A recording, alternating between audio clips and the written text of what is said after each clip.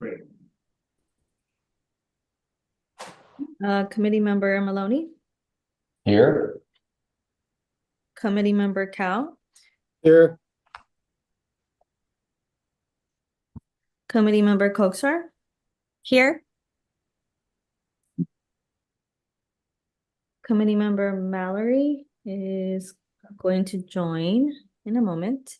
Chair Parkhurst, Here. committee member Lesser. Here. Committee member Mahmood will be joining later, I believe. And committee member Byers. Here. Great, thank you. We have a quorum. Fantastic. Good afternoon, everyone. Do we have any general public comment at any of our locations today? We did not receive any requests for general public comments. Right. I do not see any people public comment at any of the locations. So we'll go ahead and move to the next item on the agenda. We have two items on our consent agenda today: the approval of the minutes from the June 26th meeting and a receive and file for the June and July risk management team reports. Does anybody have comments on either of the items on the consent agenda? Right. Then I will entertain a motion to approve the consent agenda. So moved. Second, Chair. Great. Madam Clerk, would you please call the roll? Yes, I have a motion by committee member Lesser and a second by committee member Byers. Committee member Maloney, how do you vote? Yes. Committee member Cal? Yes. Committee member Koksar? Yes. Chair Parkhurst? Yes. Committee member Lesser? Yes. Committee member Mahmood? Yes. And committee member Byers. Yes. Thank you. Motion passes. Fantastic. All right, we'll keep right on moving through the agenda. So the next item on our regular agenda, the next item is our regular agenda, and the first item on the regular agenda is an oral update from the Vice President of Power Supply.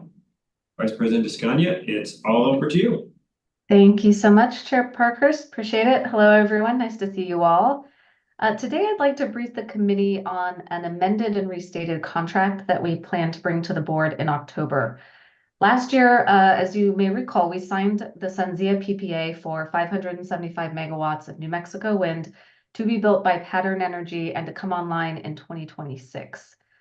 Earlier this summer, Pattern approached CPA with a proposal to switch from the current transmission plan where SunZia would be a standalone balancing authority to joining the California ISO balancing authority. And so quick reminder, a balancing authority is responsible for balancing generation and load resources across a given transmission system area. So this ability for them to join the CAISO would be done through what's called a subscriber participating transmission owner model. It's a mouthful. SPTO is how we're going to shorten it. And that was recently approved by FERC for a similar out-of-state transmission project called the Transwest Express. The SPTO model is a new initiative by CAISO, and its goals are to expand the grid, facilitate new long-distance transmission investment, access renewables outside of the state that could help meet in-state climate goals, and all without increasing transmission rates for CAISO customers. So that's a CAISO's goal in allowing this structure. And by adding SunZia, the CAISO's footprint would actually expand past its kind of eastern boundary to include SunZia transmission. And the SunZia wind project would therefore be interconnected to the CAISO, the same way a project located within the state of California would be, which could have some benefits for CPA down the road. CAISO's board approved Pattern's SPTO application for SunZia back in May. And there are some implications of the project changing basically from an import to a CAISO connected project that kind of flow throughout the contract that we have with SunZia. And we're working to finalize the contractual updates that retain the balance of kind of risks and obligations that were in place under the existing contract. So Again, that amended and restated PPA will be ready for the board's review and consideration on October 10th. This is a pretty unique structure, so that's my update, but please let me know if you have any questions. Do we have any questions for Vice President Descagno?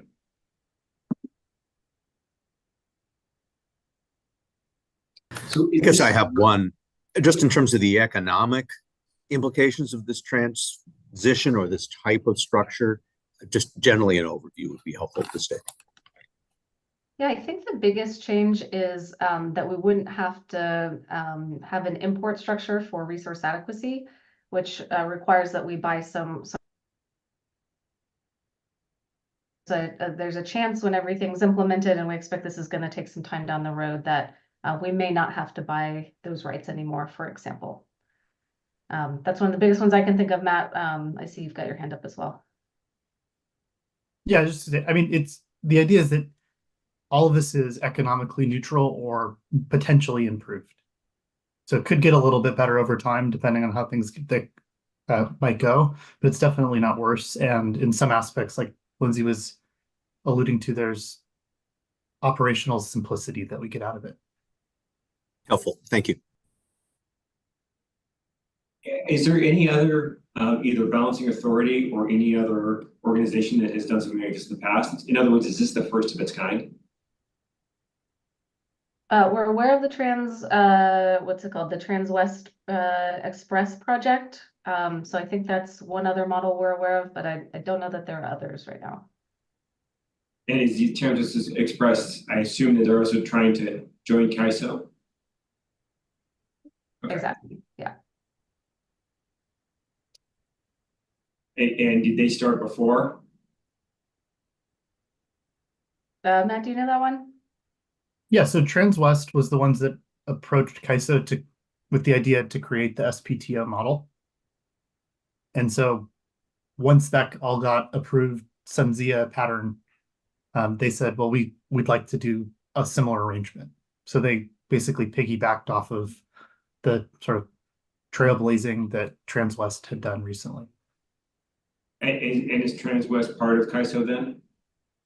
Well, it's not operational yet, but the regulatory mechanisms are all in place so that it will be when it begins deliveries. Okay. So all of the paperwork has been done, just electrons on the line. Yeah, it was approved by FERC. Okay. Yeah. Okay. Great. So we're cutting edge, but we're not bleeding edge. Great. Any other questions? Oh, I see questions of Alhambra. Yes, thank you. So does this provide for the opportunity, since transmission access is so pivotal as we see in the subsequent presentation, does this provide, when SunZia's line becomes operational, does this provide the opportunity for siting of some additional projects along the way? Is there a point of interconnection at some point along SunZia's transmission route to which other generators could possibly be located? My understanding is that the transmission is dedicated to the SunZia project. So there's no additional capacity then?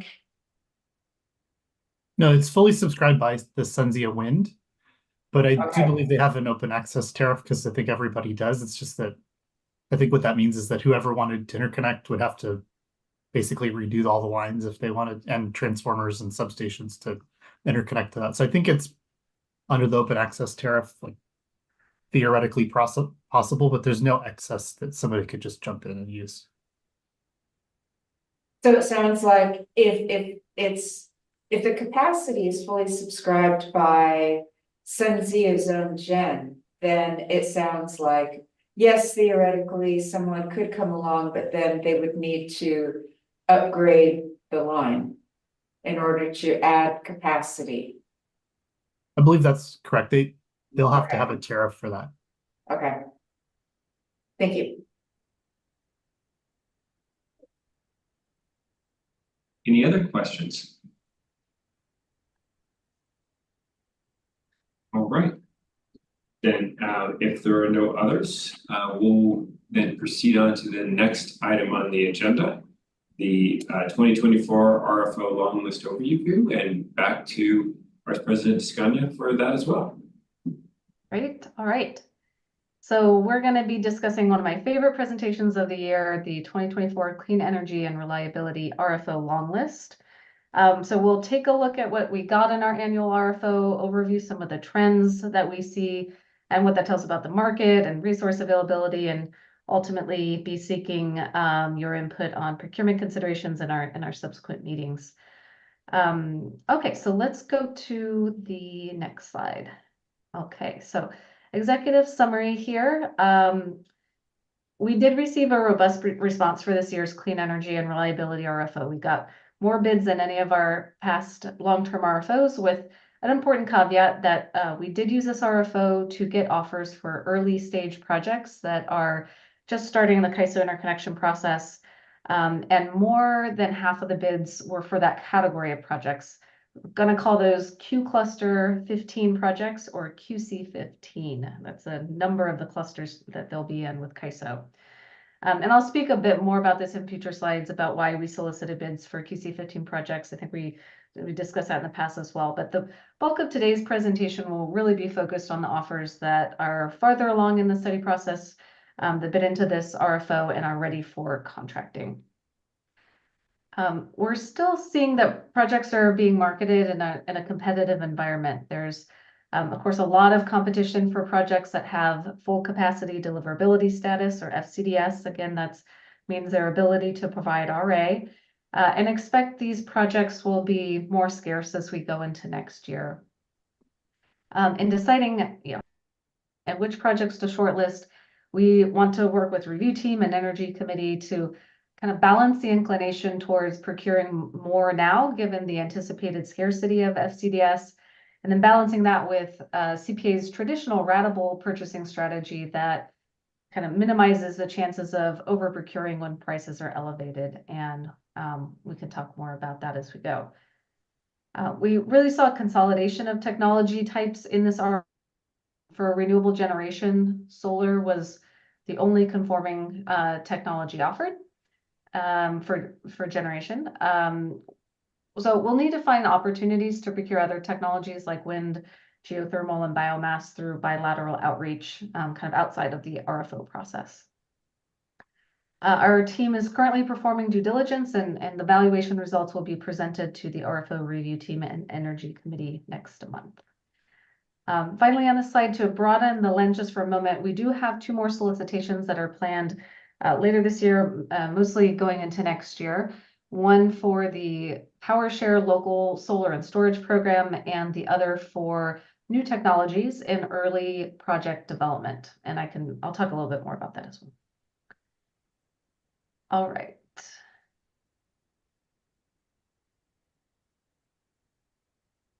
Okay, so our overview and goals. Our RFO goals really have shifted from being kind of compliance driven in previous cycles to really being driven by a desire to get more of our energy NRA under long-term contracts, avoiding the market volatility, and really being able to select from the most competitive and best fitting projects for our portfolio need. In this RFO, we are looking to shortlist within a range of 1.2 to 1.5 million megawatt hours of renewable energy. The RA targets are just a lot more complicated going forward because of slice of day. So there'll be more to come on RA targets. Similar to last year's RFO, the 2024 RFO has a fast track path that allows CPA to start negotiations on high value projects before going to Energy Committee and review team, the shortlisting let me restate that. Before going to Energy Committee and the review team shortlist recommendation in September. Importantly, however, fast track projects still need to be shortlisted following Energy Committee. As mentioned at the outset, we're utilizing this RFO to allocate what are called commercial interest points to early stage projects, the QC 15 projects. These projects must show commercial interest to the CAISO from a load serving entity like CPA to maximize the project's chances of being studied for interconnection. So getting commercial interest points or being studied for the interconnection or being studied for interconnection is a prerequisite for being interconnected to the grid, but in no way guarantees that a project will ultimately be interconnected.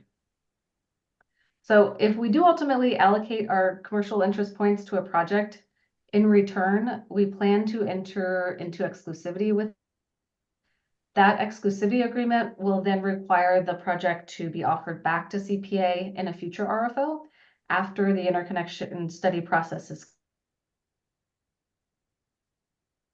our firm price. We will be bringing a recommended shortlist of the QC15 projects to review team and energy committee later this fall. All right. So you probably noticed that the limited FCDS is an important theme by now, and we have a bit more on this. The CAISO issued a report earlier this summer, the Transmission Plan Deliverability Allocation Report, which indicates that there is very little FCDS capacity left on the grid for new projects. Viable project opportunities are really in high demand, and until additional interconnection capacity on the grid is built, new projects with FCDS may be very scarce for the next several years. Projects that were awarded FCDS in May of this year are required by CAISO to either have an executed PPA or demonstrate to the CAISO that they are shortlisted by a load serving entity by February next year to have the best chance of retaining FCDS. The big takeaway being here, these projects with FCDS are all looking for a home, meaning a contract right now to retain their FCDS. So opportunities to contract with projects that provide FCDS may become more limited as we go into next year.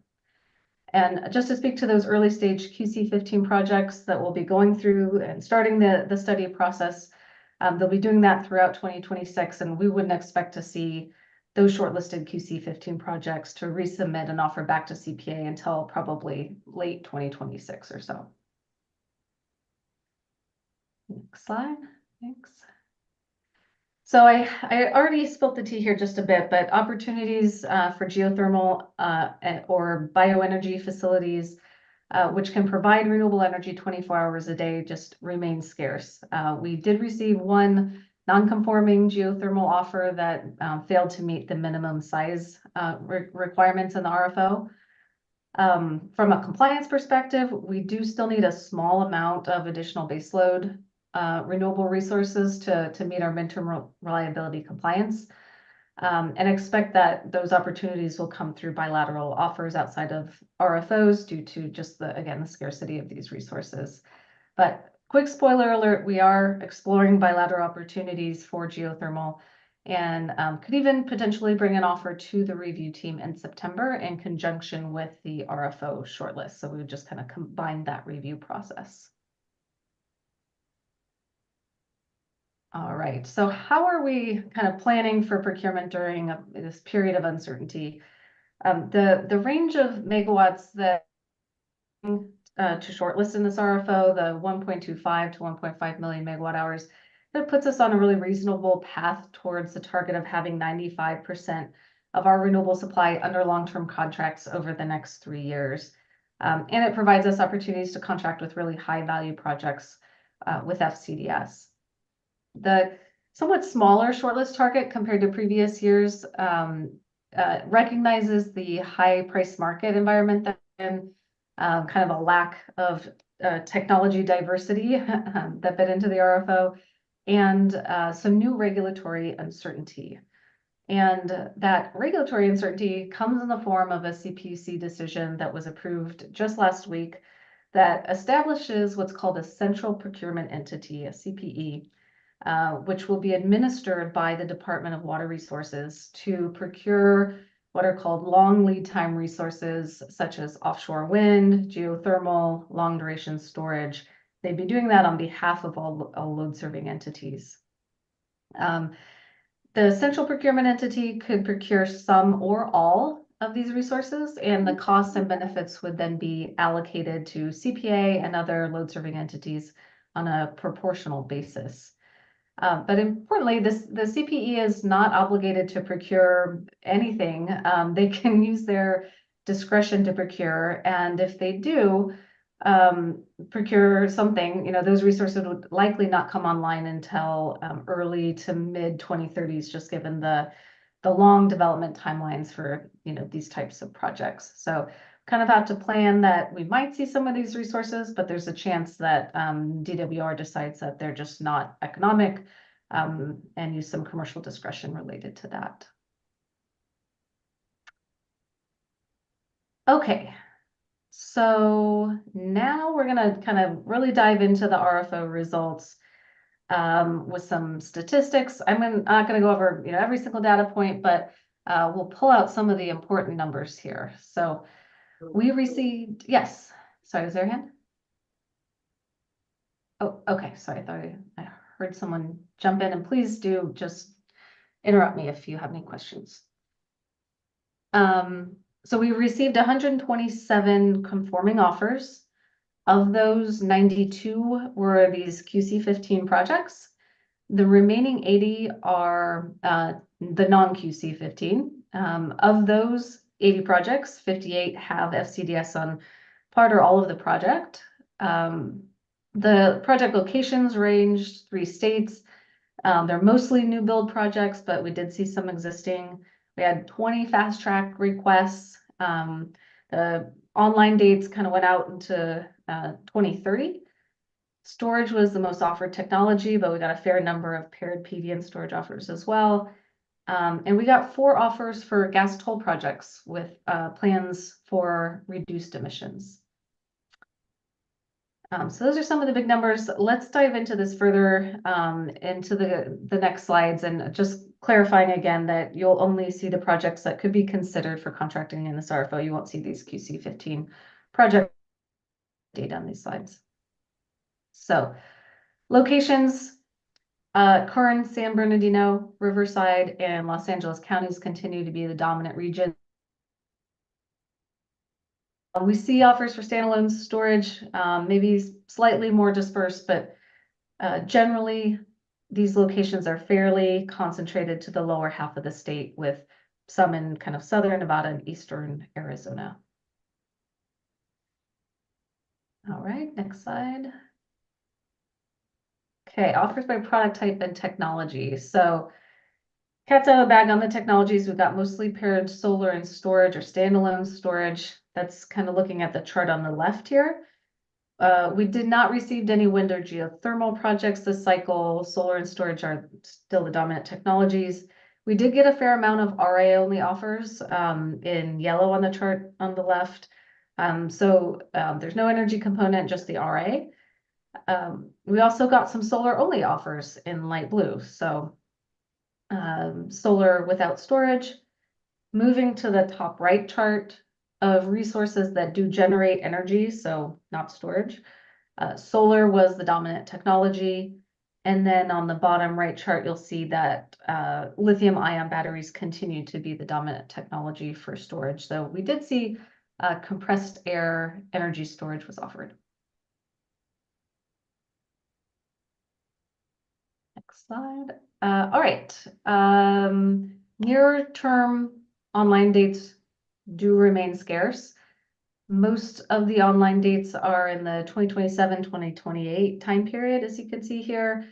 And many projects were offered at the latest eligible COD under the RFO in 2030. So I think it's fair to say that developers are, you know, needing more time to get their projects online, but we do see some expected CODs in advance of that. We can go to the next slide. All right. So in this slide, kind of moving from left to Lindsay, right. I'm sorry, going back to the prior slide. Is it primarily issues of transmission access that are driving the significant number of offers received in 2030? I think the interconnection process is a large driver. Is I think, our general understanding of what's driving a lot of these timelines. And then Or when is this you just have a chance, at some point, whenever you think it would be most appropriate, I would like to know more about the 20 projects that requested fast tracking. Sure, I got a fast track slide, so maybe we'll Okay, we'll get to that, and maybe my team can pull up their summaries. David. I was just going to interject, maybe you have as many proposals for 2030 because many of them are sort of punting because they're not sure how long it's going to take to actually build out their projects. So this is the end of the period. So that's why you have so many at that end date. I think they do build in a little bit of a buffer, although they are incentivized to get their projects online as early as possible. But yeah, I think they look to the study process and results they get out of the interconnection study process. What's the earliest they might be able to get to interconnect? Thank you. Mm-hmm. All right. We can go to the next.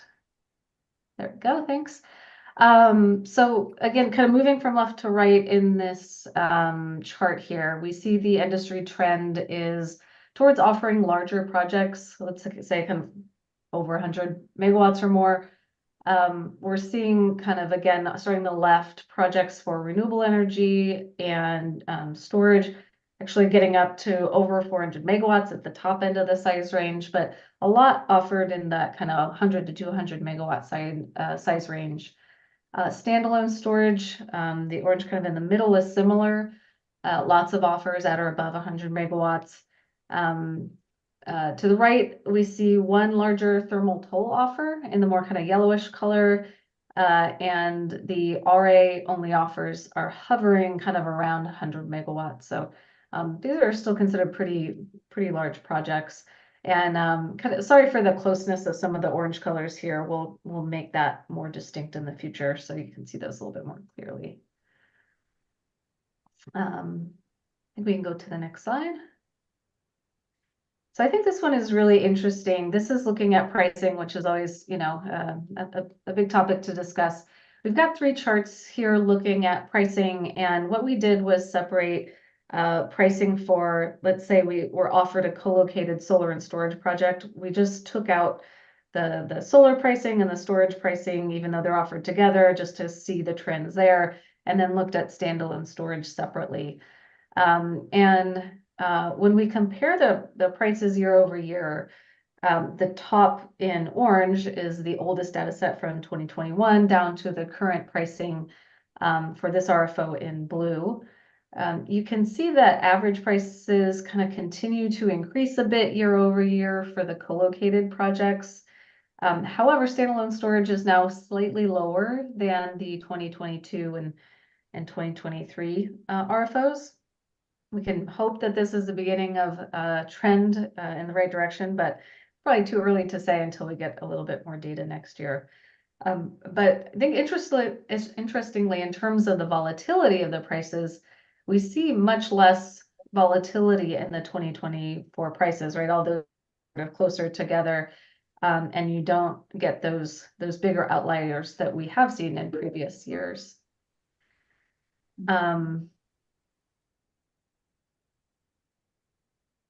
We saw related to the pricing.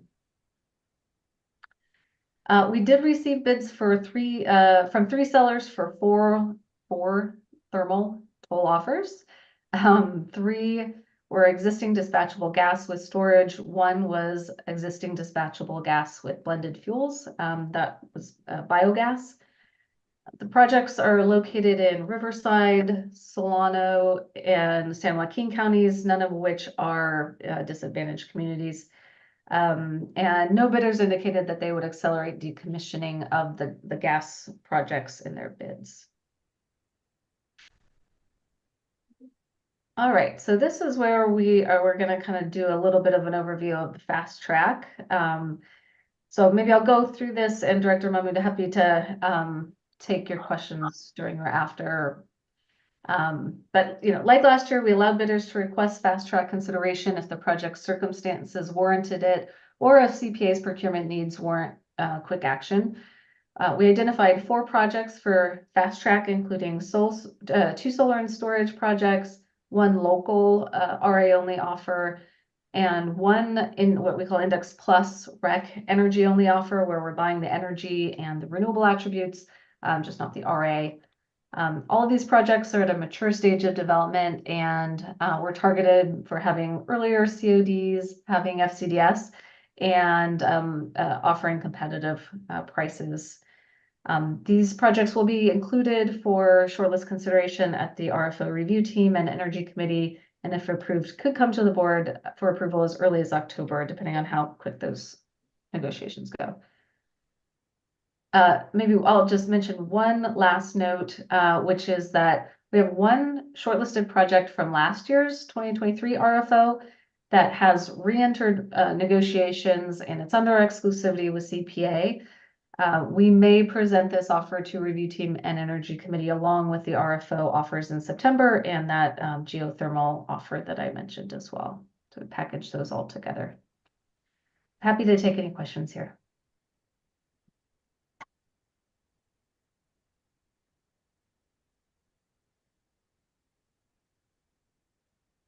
City of Alhambra. Thank you. Lindsay, could you please define what is Index Plus REC energy only? Is that the CAISO's day-ahead market price? Or is it tracking RECs? Is it only RECs? I don't understand what it is. Yeah, so it's a settlement structure where the developer is keeping the index price and we're paying a fixed price for the renewable attribute. So we're getting, I like to be cautious about that because from a regulatory compliance perspective, we're buying the energy and the renewable attribute, but. I'm sorry, It's missed. it's not an unbundled REC. Yeah. We get the energy too. It's a different settlement structure. You pay for the energy at the index price, so it's basically a wash. You're just paying whatever the CAISO market price is, so that's what you would pay anyway. So the settlement is just for the REC premium, but that's what we call that kind of structure where instead of getting the bundled energy and settling for that one price, you're really just paying the REC premium for the bundled product. We are getting energy, it's not just RECs. Yeah.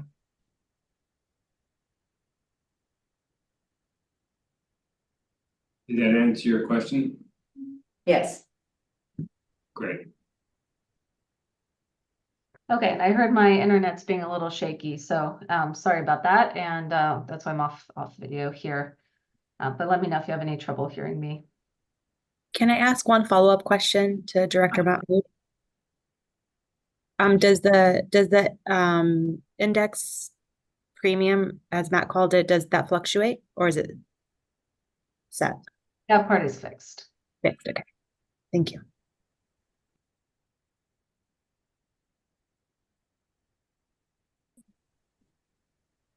All right, I think we can go to the next slide if there are no more questions.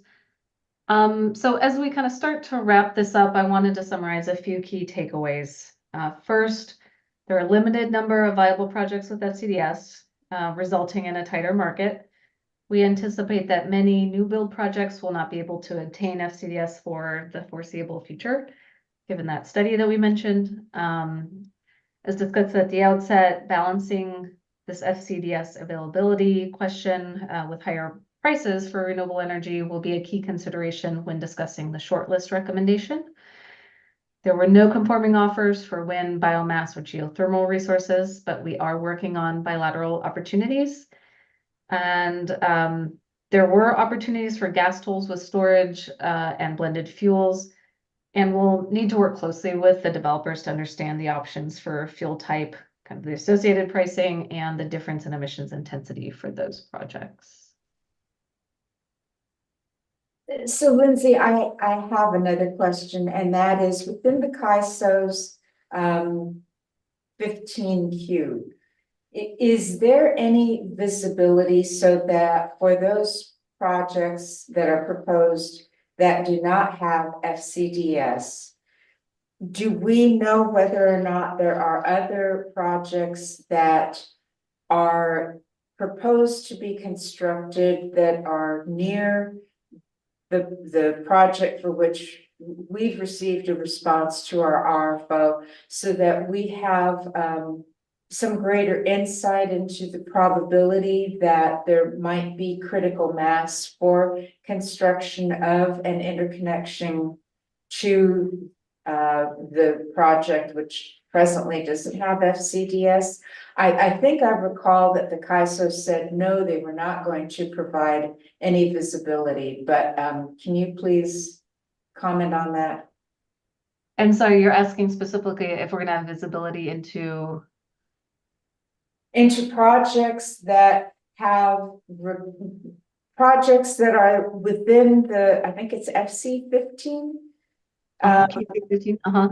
Yes, that, so they are in that cluster. Do we have any visibility into the location of where those projects are? So, because I would think if we knew that there were, say, other projects that were near to the one that responded to our RFO that doesn't have FCDS, then it provides a greater probability that yes, these proposed projects can share in the cost of building out whatever grid enhancements are necessary to achieve deliverability.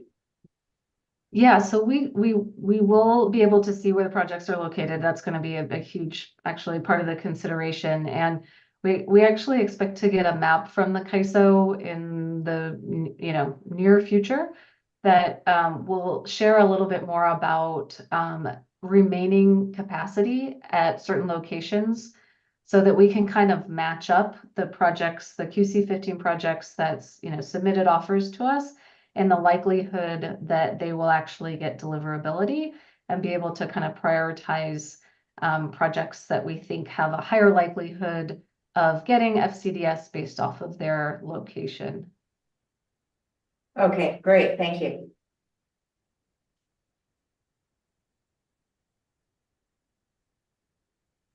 All right, so to wrap it up here, we can go to the next slide. We're just going to go over some schedules for the current RFO schedule.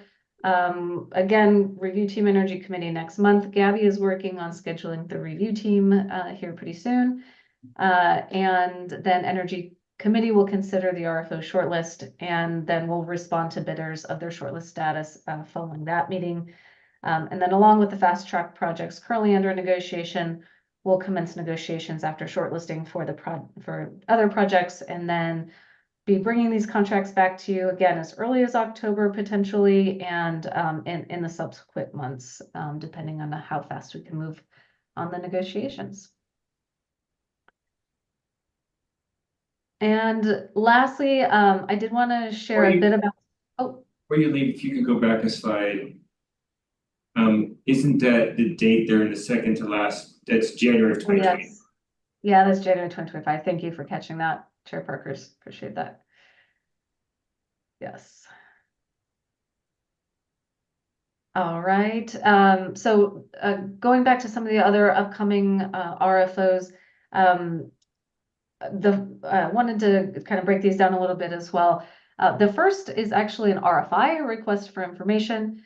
This to be an opportunity for developers with emerging technologies, new technologies, to submit early stages proposals to us that would allow CPA and the developer to sign a memorandum of understanding that gives CPA the right to take a first look at the technology or project when it's reached a commercialized state and they're more ready for contracting. So excited to get that going. We're going to give a little bit of a longer runway for the developers to submit their proposals at the outset, meaning kind of like the time between we launch and the due date. And we'll be holding a rolling biannual opportunity for developers to submit these proposals to CPA for consideration. So the first round will be due in April of 2025, And then the next opportunity will be in October, and so on. We'll kind of keep this rolling schedule a couple times a year. And then, we'll share the proposals with review team and energy committee following the deadlines to submit proposals. Oh, can you guys not hear me? No, I think we had some noise from Alhambra, but we also have Rita's hand up. Oh, okay, great. Director Coulter. Oh, thank you. I thank you for providing this this kind of roadmap of where things are, where they're going to line up. I like what you said about the longer runway and the, folks can submit their application on a rolling basis. Is the idea to review as they come in, or are you going to wait until the close before you start to review? Just curious. That's a good question. I mean, the idea is to kind of consolidate our review timing so that we're not kind of, all doing this continuously, but I think it kind of depends on how many we get in. I imagine that in reality, we'll probably take a look at these as they come in, but we kind of want to have a defined schedule for when we would get back to folks and when we would meet with review team. So that we have some certainty about when folks would hear back from us and when we'll be meeting with you all. Okay, sounds good. I just, if there are some folks that, submit early, they, and staff has an opportunity to review whatever it is that they submitted.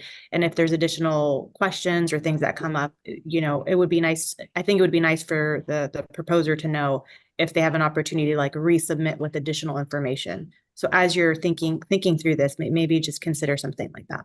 Thank you. Sure, that's a great idea. Director Mahmood, did you have a question on this, or is this a? I did.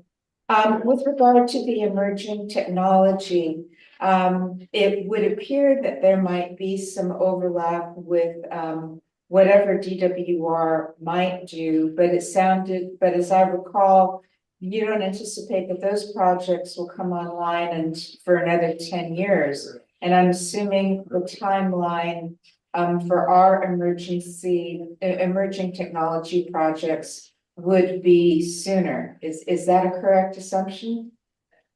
Yeah, I mean, I think it's a little bit uncertain right now, depending on what these technologies would be. And I think the reason why we're making this a request for information rather than a request for offer is because we anticipate that there's going to be a little bit of uncertainty around the timing of when the resources are actually going to, or the technology is going to be in a commercialized state, and then after that, how long take for a project to be developed. So I think we're giving ourselves a little bit of flexibility to be open about the timelines for these projects in the RFI structure. Okay, but I'm assuming that because the procurement entity lodged in the DWR is not, we don't even know whether or not DWR is going to do anything or the extent to which it may do something, that decreases the potential overlap between what we might do and what we might get stuck with as a result of what DWR does. Also, could you please identify at this point for those CPUC jurisdictional entities, do you happen to know what percentage of load we represent? We're like 6%. Okay. So that's not insignificant. I mean, it's not big, but it's not small either. Yeah, well, I think we're gonna always kind of have to keep, some planning buffer in mind for the potential that these DWR resources, come to fruition over time. We'll have a long planning horizon, right? Given how long these projects take to come online. But I think we're always gonna have to kind of take into account that these might materialize. But, like Lindsay said, it is a long time horizon. All we're asking for, or all we're really talking about in this process is if we see something interesting, we're going to give them an opportunity to bid to us later. So whenever that happens, we can do an assessment with the best available information at that time about is this going to overlap with something DWR is in the process of procuring or not? And going out a year or two, we'll have a lot more information about that. And are we seeking some type of synergy in terms of the potential for joining with a respondent in a grant application, receiving federal or state funding for development of this? Is this intended as a vehicle to execute that? Well, it's really totally open-ended. So we're really looking to hear from these technology developers of what might be available and helpful for them. Yeah, I think that is it's one of the many reasons we wanted to do this RFI. Because many times if a developer is seeking a grant application, but they're not ready to sign a contract, one of the things that the people awarding the grant like is to have an MOU, right, with an interested developer or an interested off-taker. So this is an opportunity for someone who's looking for, early stage and looking for a grant for, maybe technology development or something like that, to have a signed MOU in place as part of their application. So that definitely is part of the thinking around this RFI. Super. Thank you. Mm-hmm. Member Lesser. As someone who might well be participating in the 2025 Emergency Technology RFI, I just was curious, how clear are our criteria, or to the extent staff has set up something that will be asking these bidders to submit, how clear is the criteria that we will ultimately be asked to judge, even though this is a work in progress? And I just worry in the back of my mind, even though this is a good thing, just how much time staff might be spending on this initiative, which I think is a good one, but I just worry a little bit about how this could become a much bigger time suck. Yeah, I can take a stab at that, and Ted, if you want to speak to that as well, let me know. But yeah, I think we are going to try and have some clear criteria for which to kind of evaluate these types of projects. But I do think we want to kind of, give ourselves the opportunity to see a lot of different types of projects, but kind of doing this twice a year process to limit the scale here. Yeah, David, I would just say that I see this as a real time efficiency thing rather than time suck, because I get hit up weekly with some people who have the silver bullet that's going to save the world project that is in early stage development, and they want an hour of my time or Matt's time or Lindsay's time. And this will be a wonderful opportunity to say, hey, guess what? Go fill out this form. Good, because that's what I worry about. Obviously, this industry is evolving, and I can just imagine this wide range of proposals that are going to solve everything that are presented. Yeah, sure. no, Okay. They'll now have a form to fill out and an RFI to submit, Thank rather you. than taking an hour each of our time. Yeah. All right. I think a question on the overall RFO, on the long-term one. You said that there wasn't going to be a lot of bids in starting into 2025. So if we start looking at, a year from now, and we would have our 2025 long-term RFO or our 2026 long-term RFO, any idea what the crystal ball looks like right now, recognizing this market's, as we've been seeing here in just this most recent discussion, it's really changing very rapidly. But if it's really tough right now, what are the next 2 years looking like? I mean, yeah, I think we just see a bit of an increased tightening of the market with just, fewer projects with certainty on FCDS, and because of that, more demand for those projects, and potentially, that being reflected in prices, I think is what we're concerned about. That once all of the capacity kind of gets awarded for any remaining FCDS, that there's going to be a bit of a pause in terms of seeing new projects, being able to obtain that until there's, significant grid build out over the coming years. Is that going to pose any problem for either our 95% goal in 3 years, or more importantly, our ability to deliver energy to our residents over the next couple of years? To get to our 95% goal, there's a possibility. I think our hope is that there will be some of these projects in circulation. Our need is not as big as it used to be. So that if, a project signing up with a load serving entity that's not us right now, and something happens with that project, maybe they take another look at CPA and offer it to us. So we're hoping that there'd be just enough projects kind of in circulation to kind of continue on this path of getting 95% of our supply under long-term contract. We can always kind of fall back to the short-term markets as needed. So I certainly don't see any concern about continuing to serve our customers in this environment. Great, thank you so much.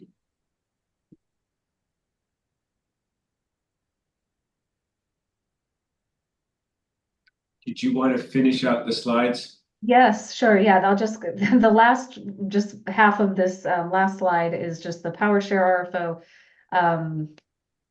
This is a program where we're contracting for small scale local resources to deliver energy on behalf of qualifying customers who would receive renewable energy at a discount. As a reminder for that program, this RFO also has a long runway between launch and submittal. So we expect to launch in the spring with offers due in October.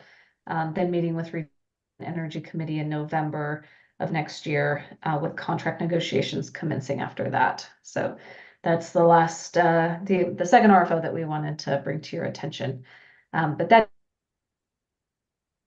take any additional questions. Maybe I'll see if my camera works again. I think, isn't there one more slide after this? There.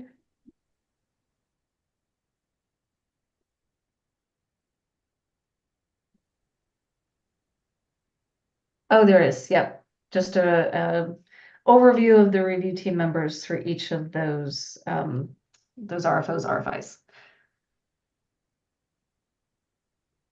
And Director Parkhurst, I believe you had had some communications with folks to make sure that we're well set for next year.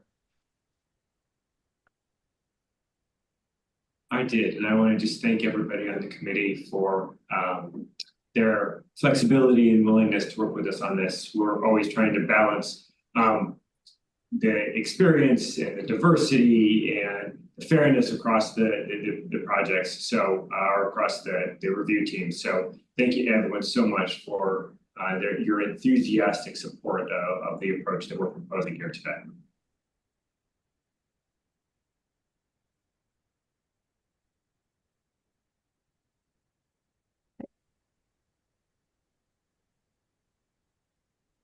So I assume that's the end of your presentation, Ben?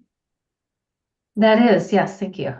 Great. So should we move on? Are there any final questions then on the RFO, either short-term or long-term,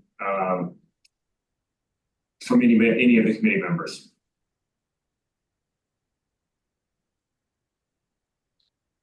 Great. So that takes us to the next item on the agenda, which are committee member comments. Do we have comments from anybody on the committee?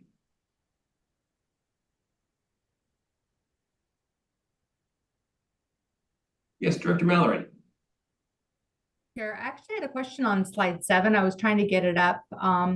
This pertains to that decision from the CPUC on August of 22nd this year, and with the Department of Water Resources and that long lead time that's made reference in that slide, when does that go into effect? Is that as of now, or because you made reference, Lindsay, to that? So I was just curious if that, when that is in effect. I think this is a final decision. So I think DWR, there is a schedule and a decision about when DWR might run its first RFO, and I believe that's in 2026. Thank you. I was just curious about that, and I don't have any other questions or comments. Thank you, Chair. Great, thank you so much. All right, so we're on to committee member comments. Any other comments from anybody?